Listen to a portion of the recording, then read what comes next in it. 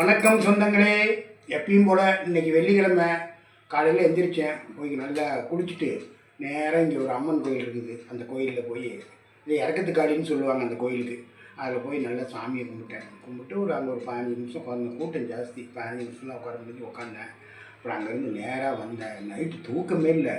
காரணம் என்ன கேட்டால் மணி 1:45 கரண்ட்டு போச்சு.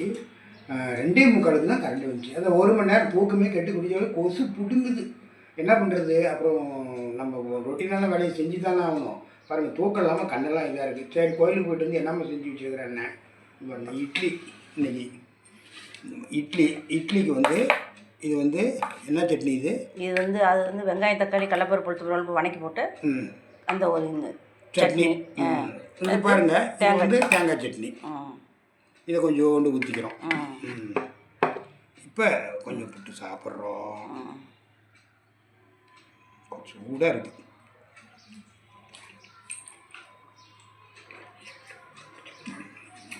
சூப்பராக இருக்குது.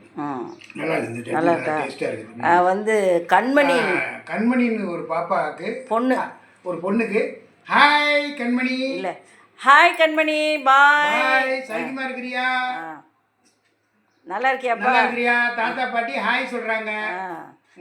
எங்கள் தாத்தா பாட்டினோட ஆசீர்வாதம் உனக்கு உண்டுப்பா. நல்லபடியாக நல்ல படிக்கிற போனால் தான் நல்லபடியாக படித்து முன்னுக்கு வாப்பா. வீட்டில் இருக்கிறவங்களா இருந்தால் நல்லபடியாக நோய் நொடி இல்லாத நல்லபடியாக இருங்க. சரி நண்பர்களே, நான் இப்போ இட்லி சாப்பிட்றேன்.